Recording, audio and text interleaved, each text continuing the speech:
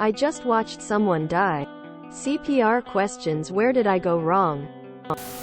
Some breathing patterns are actually a type of reflex breathing called agonal breathing and can occur once the heart has stopped. They would know this by feeling for a pulse or hooking the person up to an EKG. ETA. Don't blame yourself. Op.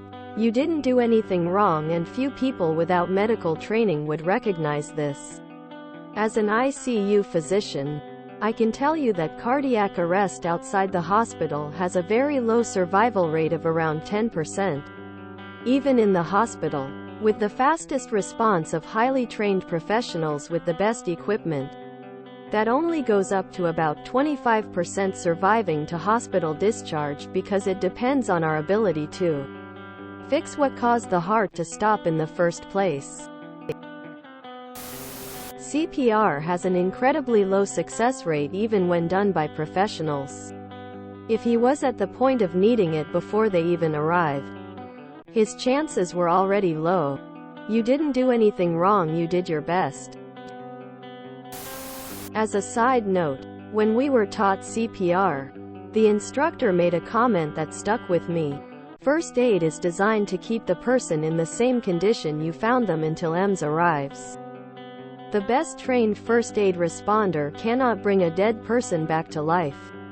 As hard as it is, you did the best you knew how to in that circumstance. Take it easy on yourself and make sure to reach out and speak with other people in your life, because sometimes the guilt stays there for a long time. How did the paramedics know? They go through many years of school and training and on-the-job training. You can't beat yourself up for not knowing what to do. If the professionals couldn't revive him, nothing you could have done would have made a difference. I'm sure this was a very traumatic experience for you. If you need someone to talk to, you should reach out to your local mental health support network. This was not your fault. You didn't do anything wrong. This is an extremely difficult and complex situation for which only years of exposure and experience may have changed your course of action. In terms of what you are asking, contemplating, those were likely agonal respirations which will not sustain life. CPR is performed when a pulse cannot be palpated. You can only operate on the best information you have at the time. The information you had was not to do CPR on someone who was breathing. I have been told the same thing. So you did the right thing. What you saw is traumatic and upsetting. You will likely question yourself and the situation quite a bit over the next couple days or weeks. You checked on this man and you were with him and stayed with him, and that was the right thing to do. An AED is maybe the only thing that could have helped, and that was not available. CPR is only effective in a very small number of people. Thank you for being a good human and stopping to help someone in distress. You did the right thing. CPR is basically used to keep circulating oxygenated blood through the body until medical help arrives. Very rarely will it restart a stopped heart. The ABCs: A. Airway, B. Breathing, C. Circulation. Need to check all three. That being said, as said before, CPR has a very low success rate even by professionals. Stop it right there. You did more than almost any other stranger would do. You're not a medical professional. Just knowing CPR doesn't give you the ability to diagnose anything. To answer your question, what you observed is agonal breathing. They're basically dead. It's the brainstem working in reflex. Here is the Google. Agonal breathing is when someone who is not getting enough oxygen is gasping for air.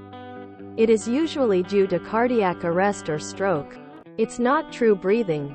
It's a natural reflex that happens when your brain is not getting the oxygen it needs to survive. Agonal breathing is a sign that a person is near death. You would not know this not being a medical professional.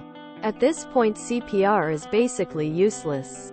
You showed kindness to a stranger and willingness to help within your capacity to give care. Don't second-guess yourself. Snoring sounds are an indicator of agonal breathing, which is not effective breathing. Don't beat yourself up though. You did what you could and stepped up to do so. Something not everyone would do in that moment. So give yourself not only grace, but also some kudos for being a caring human being. I worked for an EMS company that did extensive research on CPR. Hands-only CPR is better than nothing. Air is not as important since we are pushing hard enough to break bones the lungs are still getting inflated, deflated. What is really neat is they found that if we performed CPR with the point in an uprightish position, they had better survival rates. This was originally discovered by medics in Asia where the high rises have tiny elevators, so when they did CPR the point had to be propped up while using the elevator, which resulted in higher ROSC. My 40-year-old nephew completed the new CPR course in February. He told us it's now back to including 2 breaths along with chest compressions. But so many of the patients are dead before they hit the ground floor. You didn't do anything wrong, op. Sounds like maybe his heart gave out. Sounds similar to what happened when my grandpa died.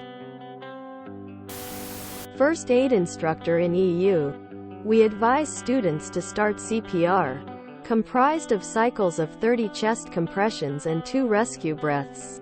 When a person is 1. Unresponsive, 2. Not breathing normally. Agonal breathing will occur in many cases of cardiac arrest, and will often consist of loud snoring sounds, cramps, unregular, deep and loud breathing. Starting CPR early might buy life-saving time for an AED or time for the paramedics to arrive, but is fatal in many cases no matter the quality of the CPR. You did your best. Never blame yourself for that. Sometimes people die without reason and unjustly. We just have to be thankful for the time we have left. Do yourself a favor and watch Groundhog Day. The scenes where Bill Murray keeps trying to save the old fellow until he realizes he can't. It's not his fault. It would happen anyway. He probably wasn't even breathing. Gas can escape that sounds like breathing but is not. Was the chest rising and Fallon? Most people would have just walked past and not care. You stopped to help. That is impressive. The current training is hands-only, because if your heart is not beating, it doesn't matter if you are breathing or not. My uncle was very recently saved by CPR, but it took 3 trained people to switch out every 30 seconds so that they didn't wear themselves out in the process. Giving CPR is physically taxing. One of the people giving him CPR was my aunt, who is a retired RN, so even professionals can get worn out quickly. Doctor here. I've been involved in more cardiac arrests than I care to count. Success in an operating room is more likely because we have access to defibrillators, IVs, O2, vents and meds. I've encountered a situation outside of the hospital similar to what you described. There wasn't an AED handy as we were on the side of the road. Completely helpless feeling because I didn't have all the usual tools at my disposal. Success without an AED isn't too terribly high. Only a little better with one. Nothing you can do there, boss. That train was likely way off the tracks before you encountered him. If you enjoyed this video, please check out our playlists full of similar content. Epicaricast is like doom scrolling for your ears. Please like, share, and subscribe.